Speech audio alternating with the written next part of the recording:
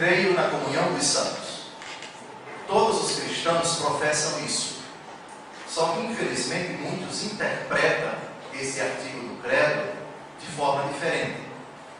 Esse nosso encontro, eu espero que seja o último, referente aos santos, ele vai tratar de um último aspecto da intercessão dos santos, do louvor aos santos, do papel dos santos na vida do cristão, na fé do cristão católico, que é, de certa forma, uma continuidade daquilo que nós tratamos no encontro passado.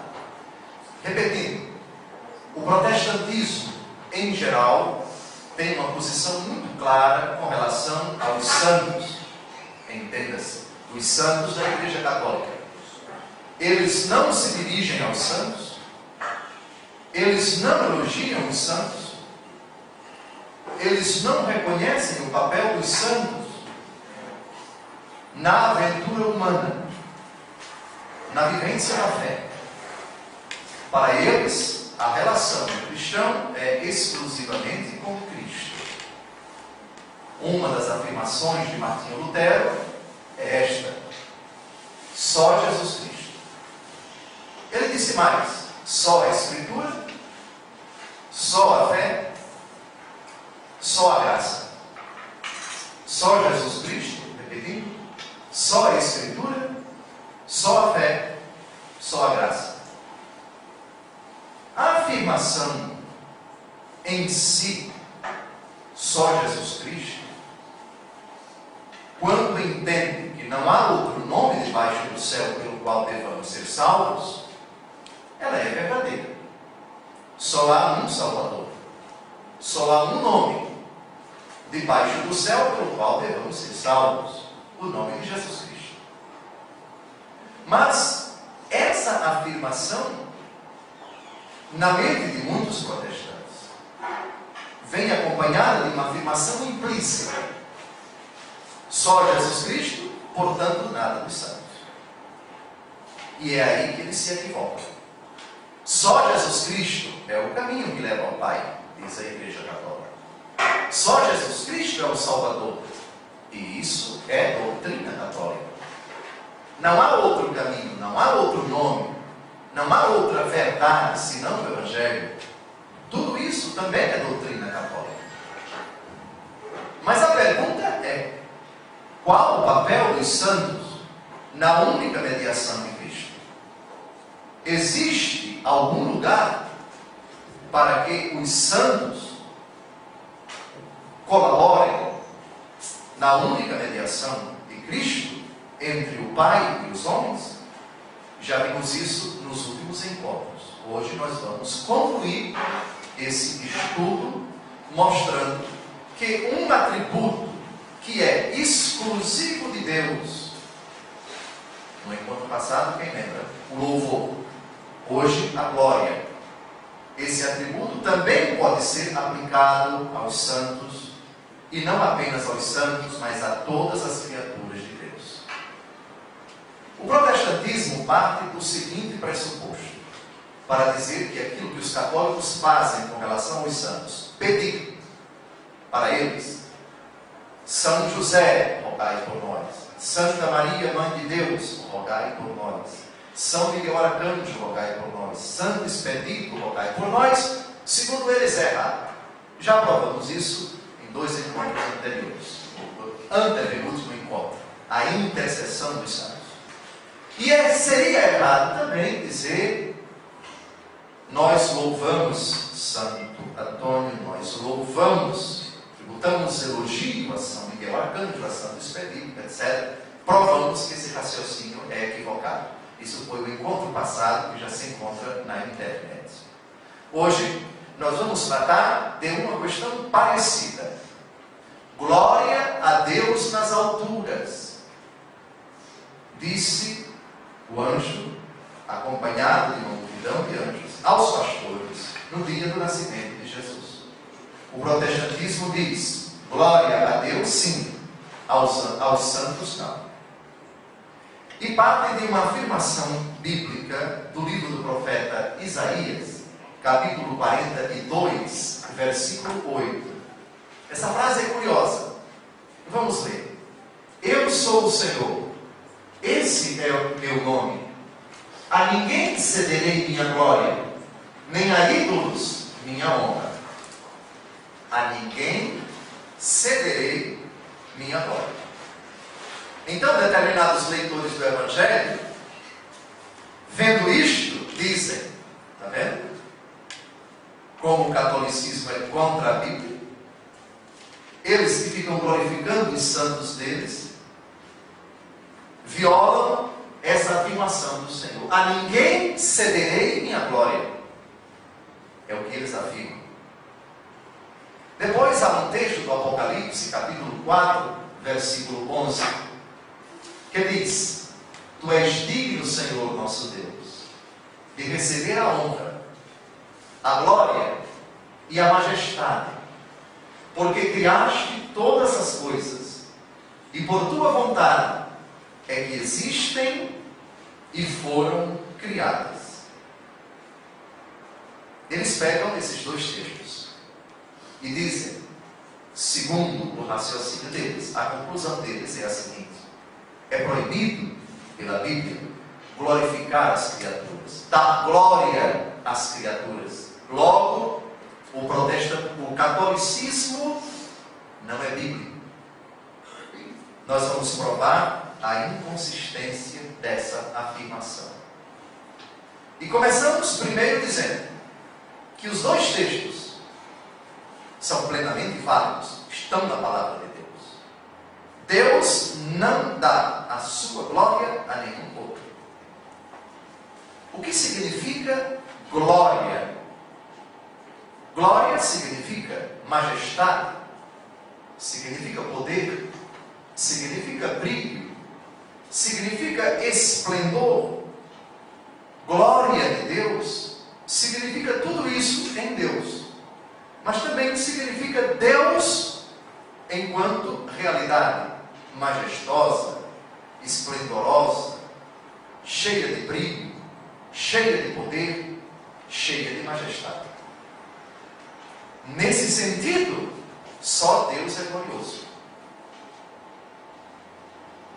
Agora, nós professamos que esse Deus é criador de todas as coisas visíveis e invisíveis. Nós vimos no encontro passado um pequeno exemplo dado para nós compreendermos por que é possível, é permitido, por que a palavra de Deus cita tantas vezes que podemos e devemos elogiar, louvar as criaturas de Deus. Porque nelas Deus se revela grandioso. Porque nelas há traços de Deus. Elas revelam a inteligência, a sabedoria, revelam a providência divina. Nelas Deus se revela. E enquanto nas criaturas há sinais de Deus, é legítimo louvá-las, porque elas demonstram a grandeza, o poder, a sabedoria, a majestade, a onisciência, a onipotência de Deus Todo-Poderoso. Temos um pequeno exemplo do pai, que quando sabe que o seu filho é elogiado, ele fica feliz. Na verdade, o elogio dirigido ao filho, indiretamente é o elogio dirigido ao pai, porque o filho bem educado revela para os outros os valores morais que ele aprendeu dentro de casa. A mesma lógica, o mesmo raciocínio aplicado ao louvor a Deus nos santos se aplica à glória de Deus nos santos. Se é legítimo elogiar o Criador nas criaturas, se é legítimo louvar o Criador nas criaturas, é legítimo glorificar o Criador nas criaturas. E é o que nós vamos ver agora, percorrendo alguns passos da Escritura. E vamos começar pelo Salmo 18. O Salmo 18, versículo 2, diz: narram os céus a glória de Deus, e o firmamento anuncia a obra de suas mãos. O texto aqui é claríssimo. Ele revela E na criação, toda a criação, todo o universo, não só o planeta Terra, todos os astros, asteroides, planetas, satélites, galáxias, mundos, entre aspas, tudo isso, por ser obra de Deus, narra a glória de Deus, anuncia as obras das mãos de Deus. Então vejam o primeiro texto que nós escolhemos para falar da glória que é legítima dar, que é legítimo dar, tributar aos santos. É uma glória que se encontra em toda a criação. Toda a criação manifesta a glória de Deus. Não que ela tenha uma glória própria. E nesse sentido, convém recordar aqui um exemplo muito fácil de ser compreendido na criação. A lua. Em noite de lua cheia, ou lua nova, ou quarto minguante, quarto crescente, nós olhamos para o céu e enxergamos a lua brilhando. Mas o brilho não é dela. Ela não tem luz própria. Se tivesse luz própria, seria uma estrela. Ela é um satélite. Um satélite no qual a luz do sol se reflete e ela, por assim dizer, manda esse brilho para nós. É como se ela fosse um espelho. Aquele brilho não é dela, é do sol. Pois bem, todas as criaturas, por serem obra de Deus, revelam a glória de Deus. Deus é glorioso em si e é glorioso naquilo que faz. Claro que a glória de Deus não se vê em todo o seu esplendor na criatura, porque Deus é Deus. Um dia nós veremos o Senhor face a face. Por enquanto, nós enxergamos o Senhor de forma invisível, pela fé, nas suas criaturas, na nossa vida, na leitura da palavra de Deus, na presença do seu Espírito na igreja, de muitas formas, nos sacramentos. Mas um dia veremos o Senhor face a face. Sem nenhuma mediação, nós contemplaremos o Senhor face a face. Mas já agora, Deus permite que nós vejamos lampejos da sua glória nas criaturas. E de fato, pela fé, analisando, contemplando, refletindo, convivendo com as criaturas, aquele que crê, por favor, é chamado a fazer essa leitura tão bonita. Quem é o autor dessa planta tão bonita? Quem é o responsável por esse oceano tão belo? Quem é a inteligência que está por trás dos astros, das estrelas, dos planetas, de uma criança que nasce, dos animais, da perfeição da natureza, de tudo aquilo que nos rodeia, que nos circunda? Meu Deus, como tudo isso é tão belo, tão inteligente, tão bem feito, tudo é tão harmônico. Tu és o autor de tudo isso. Nesta beleza da criação, eu experimento a tua presença. Tu como autor, tu como providente e conservador, tu como causa e também como fim de toda a criação. É nesse sentido que se percebe a glória de Deus na criatura. Vamos agora a um outro texto, do Salmo 8, versículos de 4 a 6. Quando contemplo o firmamento, obra de vossos dedos, a lua e as estrelas que lá fixastes, que é o homem, digo-lhe então, para pensardes nele? Quem são os filhos de Adão, para que vos ocupeis com eles? Entretanto, vós o fizestes quase igual aos anjos, de glória e honra o coroastes. É muito bonito. O homem aqui é coroado de honra e de glória. Por quê? Porque é obra de Deus. Primeiro, por isso, os céus narram a glória de Deus. A glória de Deus está presente em todas as suas criaturas. Mas no homem, de forma especial, além de glória, honra.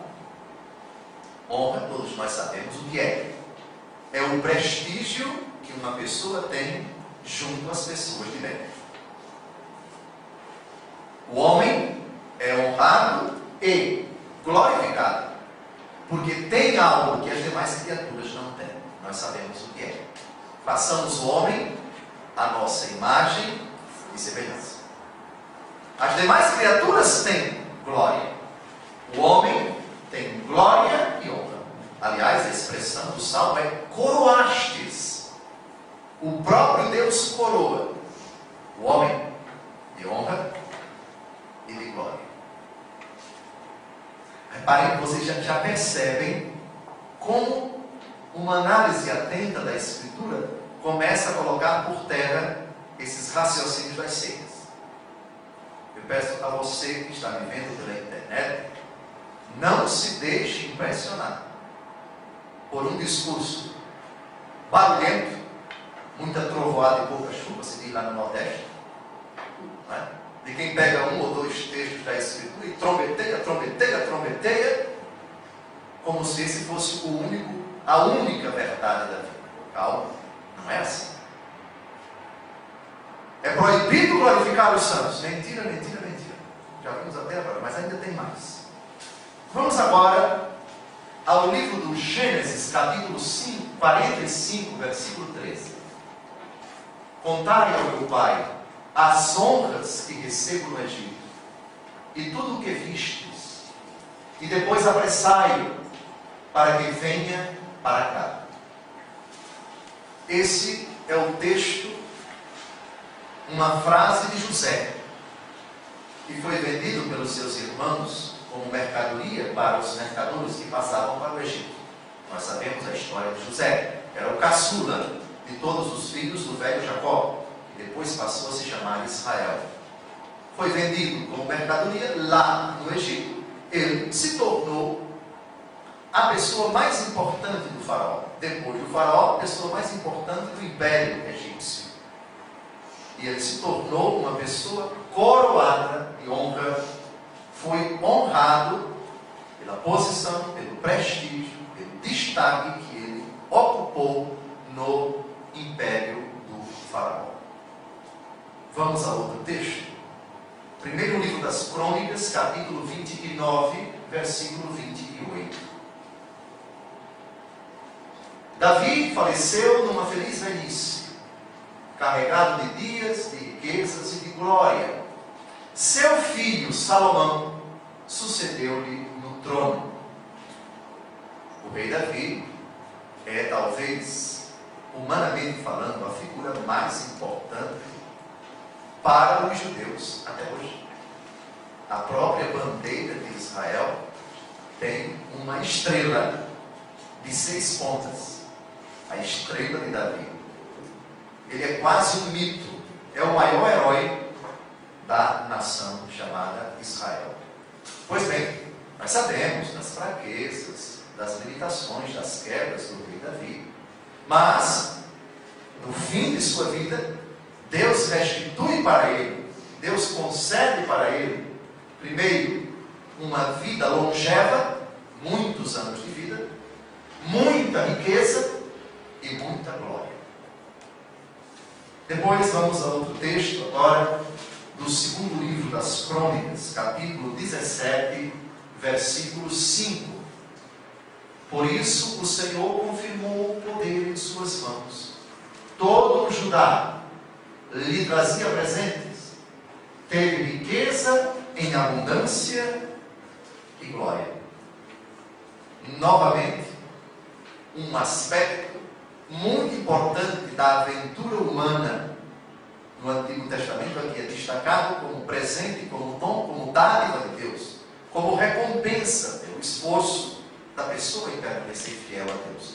Lembrem-se que no Antigo Testamento ainda não era muito clara a ideia de vida eterna, de recompensa após esta vida. Essa ideia vai amadurecendo aos poucos no Antigo Testamento. Por isso eu peço cuidado a vocês quando lerem algum texto do Antigo Testamento, porque vocês, dependendo do livro, dependendo do versículo, vocês não vão encontrar com clareza a ideia da vida eterna. da recompensa pelo esforço nesta vida, a recompensa na outra. Essa ideia vai amadurecendo aos poucos.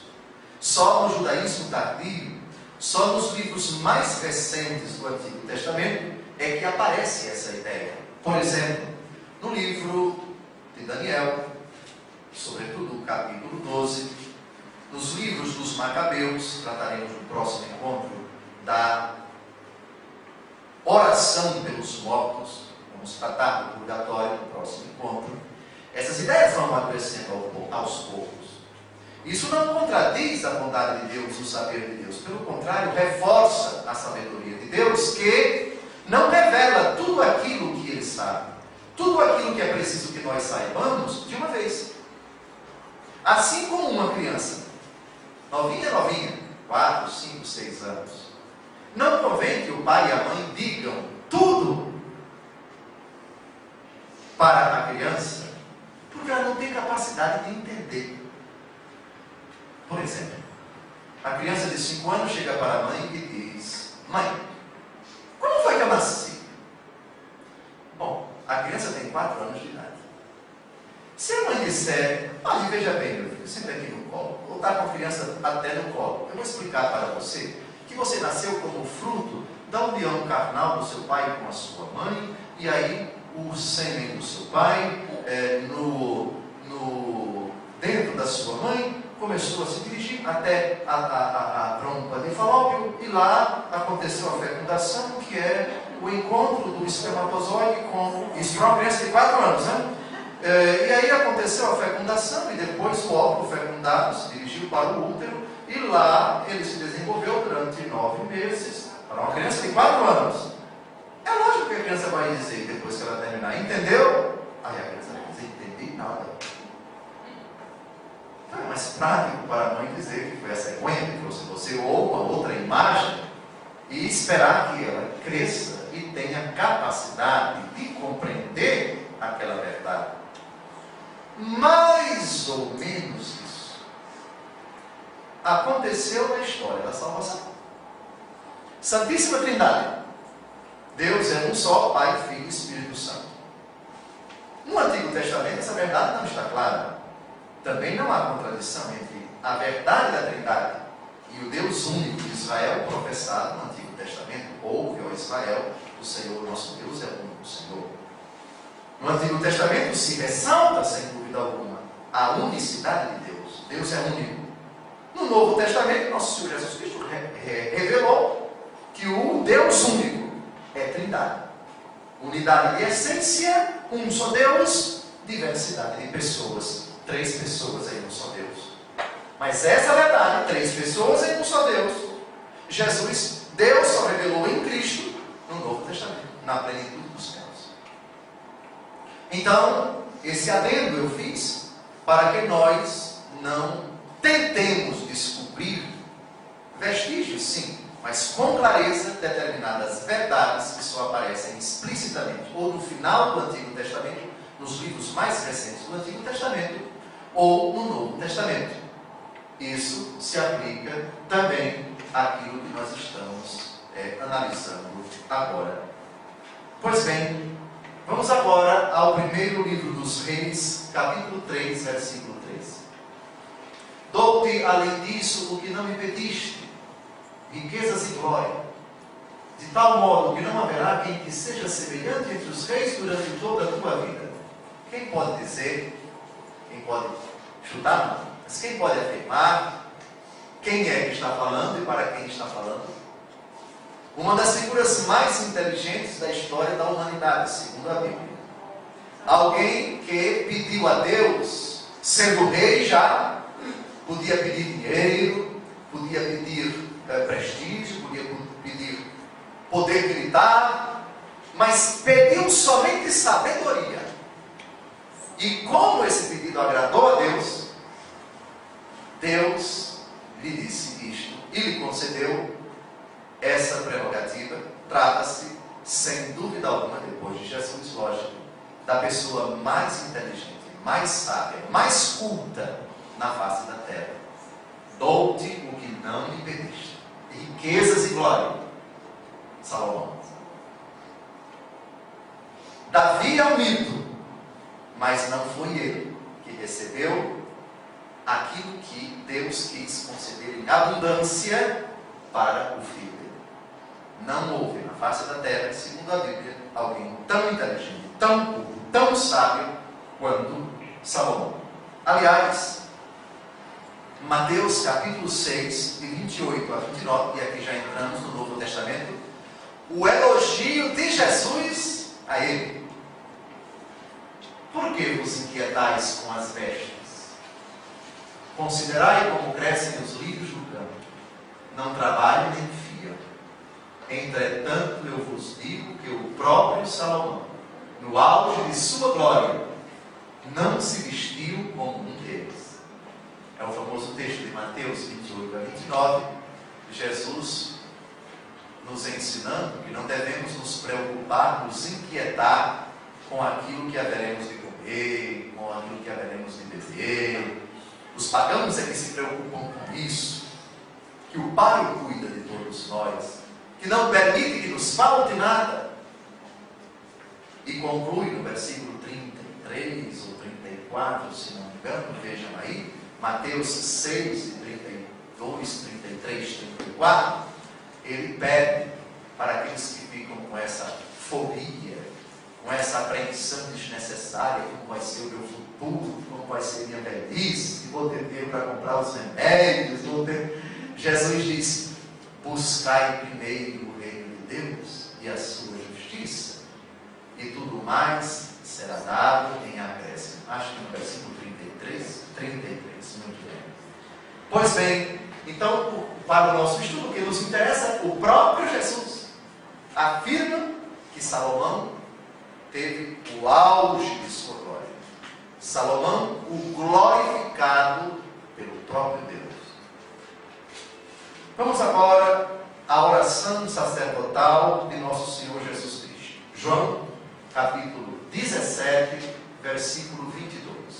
Praticamente todo o capítulo 17 de São João é dedicado à oração sacerdotal de Jesus. E no versículo 22 ele diz, dirigindo-se ao Pai: dei-lhes a glória que me deste, para que sejam um como nós somos um. O próprio Jesus deu-nos a glória que ele e o Pai tinham, para que nós vivêssemos a unidade. Reparem que a glória que nós recebemos foi dada, não é glória nossa. Como o brilho da lua não é dela, é brilho do sol. Portanto, a minha alma engrandece o Senhor, meu espírito exulta em Deus, meu Salvador. O poderoso fez em mim maravilhas. Eu não sei qual é o problema do protestantismo em reconhecer que Deus fez maravilhas na Virgem Maria. Deus concede a glória dele para as suas criaturas. A glória que ele concedeu à sua Santíssima Mãe foi uma glória maravilhosa. E isso de forma alguma ofusca a glória de Deus. Ver numa noite de lua cheia a lua brilhando, isso não ofusca o brilho do sol. O sol não se pode ver à noite. Mas vendo a lua brilhando, nós concluímos aquele brilho vem do sol. E naquela criatura a gente percebe a beleza do sol. Brilhe a vossa luz diante dos homens, para que, vendo vossas boas obras, glorifiquem o Pai que está nos céus. Nenhum problema. Isso é profundamente bíblico. Vamos agora, ainda na oração sacerdotal de Jesus. Tudo o que é meu é teu, e tudo o que é teu é meu. Neles sou glorificado. Poderíamos até parar o nosso estudo aqui sobre a glória que é devida aos santos. Alguém podia concluir: basta, Dom José, basta, porque já são tantos textos. Mas não, é preciso insistir. Insistir para que não fique nenhuma dúvida. É bíblico, é expressão legítima, explícita da vontade de Deus em Cristo, que em nós, os nossos santos, em todos os batizados, em nós Cristo seja glorificado. Neles eu sou glorificado. Talvez aqui essa frase ajude bem a entender o primeiro pedido do Pai Nosso. Qual é? Santificado seja o vosso nome. Ora, se Deus é santo, por que no Pai Nosso Jesus ainda pede que seja santificado o nome de Deus? Se o nome de Deus já é santo.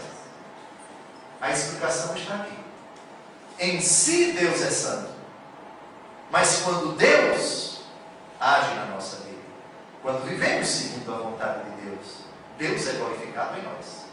O Pai, honrado, tem a honra na sua própria vida. Ao longo de sua vida, ele construiu uma fama. É uma pessoa prestigiada. Mas é também glorificado, é também honrado, quando um filho que ele criou, que ele educou, demonstra com sua conduta que de fato recebeu essas virtudes, esses valores, recebeu essa educação dos seus pais. Que menino virtuoso! De quem ele é filho? De fulano. Ah, para mim não é novidade. Não é novidade por quê? É um fulano, uma pessoa de bem. Está escrito, está na cara que é filho de fulano. Não nega, porque o pai dele, homem de bem. Pois bem, nenhum problema. Depois, vamos agora ao apóstolo Paulo. Carta de São Paulo aos Romanos, capítulo 2, versículo 10. Glória, honra e paz a todo que faz o bem. Primeiro ao judeu e depois ao grego. Repare que glória, honra, paz, todos esses são predicados do próprio Deus, ou dons de Deus. E na palavra de Deus não há problema nenhum em atribuir isso aos homens. Quando Deus atribui, reputa, concede aos homens predicados seus, qualificativos seus, adjetivos que são seus. Ele não está abrindo mão daquilo que é seu. Ele está manifestando nas criaturas, no caso, os homens, e de forma particular, os homens fiéis a Deus, os homens que temem a Deus, que são obedientes a Deus, que são fiéis a Deus. Neles, Deus revela os predicados que são seus. Agora, Romanos capítulo 9, versículos de 3 a 4. Eu mesmo desejaria ser reprovado, separado de Cristo, por amor de meus irmãos, que são do mesmo sangue que eu, segundo a carne. Eles são os israelitas. A eles foram dadas a adoção, a glória, as alianças, a lei, o culto, as promessas. Aliás, quem lê esse capítulo 9 da carta de São Paulo aos Romanos fica impressionado com a apreensão do apóstolo Paulo. Ele aqui manifesta com muita tristeza que as pessoas de sua pátria, de sua nação, estão afastadas de Cristo. E ele daria tudo, preferia até ser condenado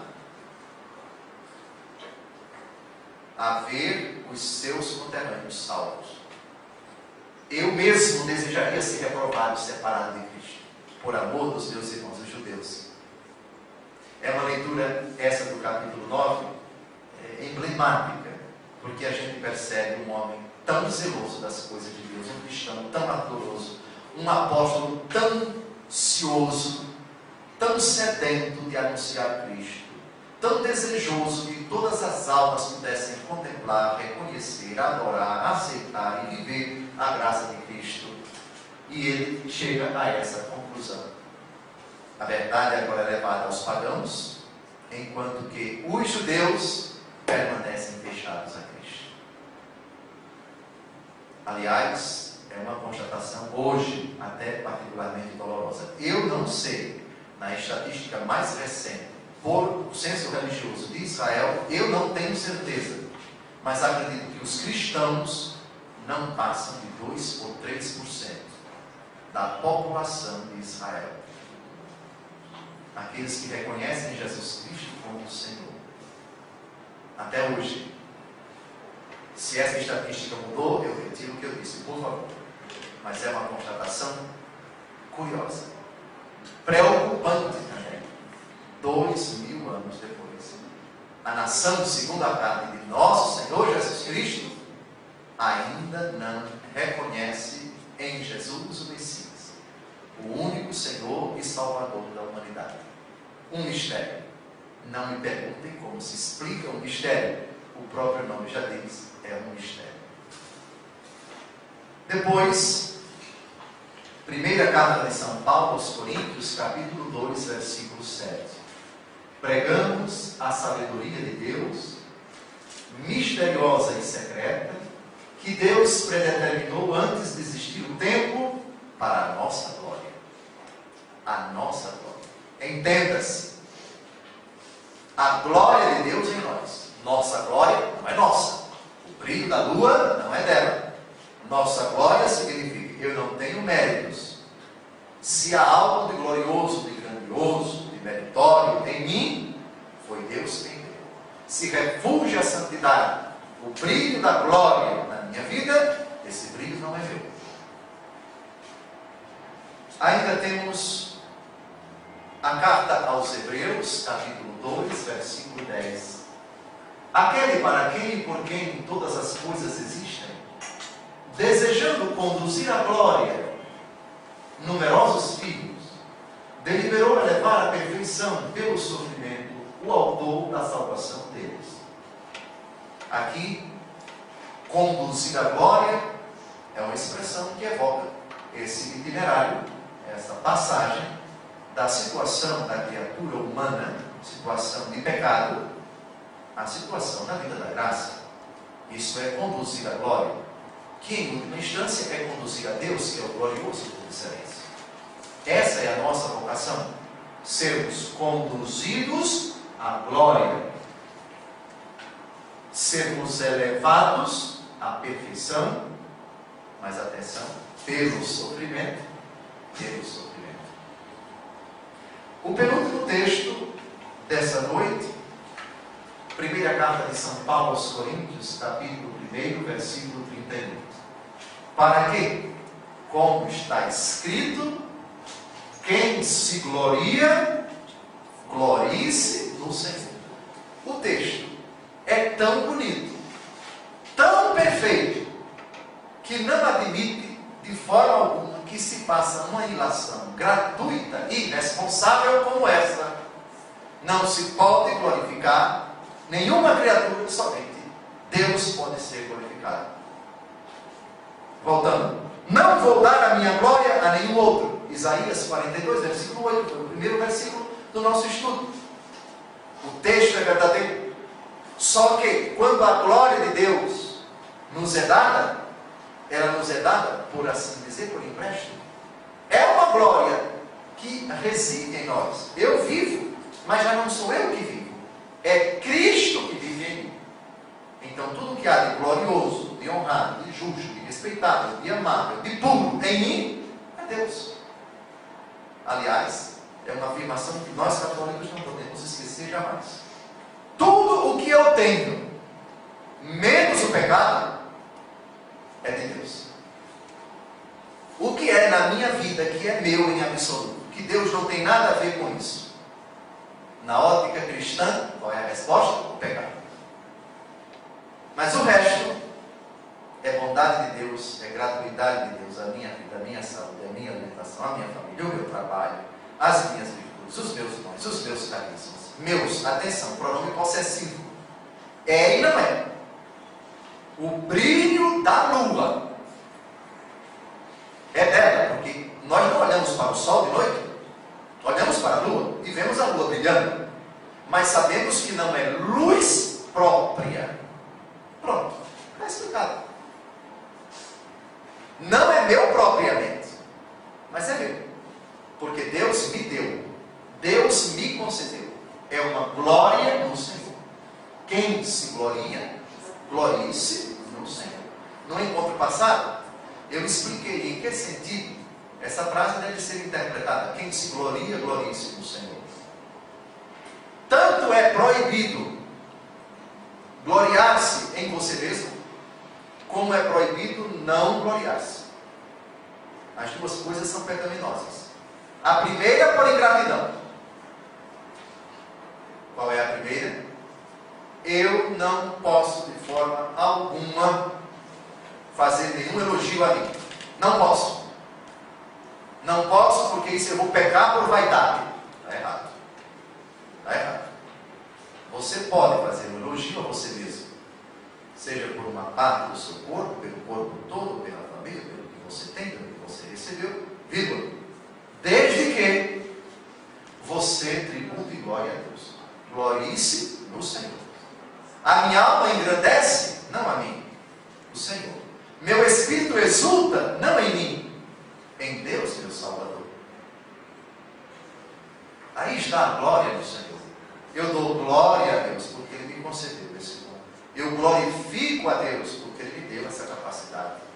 A glória é dele, o aplauso é dele, o reconhecimento é dele, a exaltação é dele, da sua grandeza, do seu poder, da sua misericórdia, da sua compaixão para comigo. Esse é o sentido. E o outro perigo, que é o oposto, eu vou me gloriar em mim. Eu sou o máximo, eu sou o maioral, eu sou o dono da cocada preta, eu tenho o rei na barriga, enfim. Aí a exaltação é de você mesmo. Aí você cai na vanglória. Aí você cai no elogio estúpido, na presunção, na arrogância, na petulância e outras desgraças parecidas, né? Outras primas e parentas dessas desgraças morais. E para concluir, a 1 aos Tessalonicenses, capítulo 2, versículo 20, também essa frase precisa ser bem explicada, porque alguns dizem, a única glória da minha vida é Deus. Elas estão certas. Deus é a nossa glória. Glória a Deus nas alturas. Deus seja glorificado. Muito bem. Mas essa frase, sois vós a nossa glória e a nossa alegria, quando São Paulo diz isso, ele não está dizendo que Deus deixou de ser sua glória. Deus deixou de ser a causa de sua alegria. Não. Vós sois a nossa glória no sentido, na vossa conduta, no vosso comportamento, no vosso jeito de pensar, de falar, de agir, se revela a glória de Deus. Porque vós sois obedientes, porque vós sois fiéis, porque vós demonstrais temor a Deus, porque vós manifestais na vossa conduta aquilo que Deus quer que nós façamos, que nós realizemos em nossa vida. Portanto, em vós Deus é glorificado. E Deus sendo glorificado em vós, vós sois a nossa glória. Causando alegria a Deus com o vosso agir, vós sois a nossa alegria. Portanto, essa frase não coloca em segundo plano a glória de Deus. Deus como único merecedor da glória do apóstolo Paulo. Deus como única causa da alegria de Paulo. Não. É uma afirmação que deve ser entendida de forma derivada. Assim como se fala o brilho da lua. A lua, ó lua gloriosa, ó lua brilhante, ó lua majestosa, ó lua imponente, que lua cheia bonita. Vejam a beleza da lua, o brilho da lua. Está bem? Admiremos se de fato a lua brilha, mas é um brilho que não é próprio. A glória em nós, ou quando nós somos causa de glória e de alegria para os outros, é na verdade porque aquilo que em nós se manifesta, aquilo que nós temos, que nós recebemos, que nós possuímos de Deus, administramos de Deus, revela com o nosso querer, pensar e agir a vontade de Deus, a vitória de Deus, a manifestação do desejo de Deus para nós se revela ali, na conduta, na vida, na existência daquela pessoa. Nesse sentido, ela é causa de nossa glória, ela é nossa glória, ela é a nossa alegria.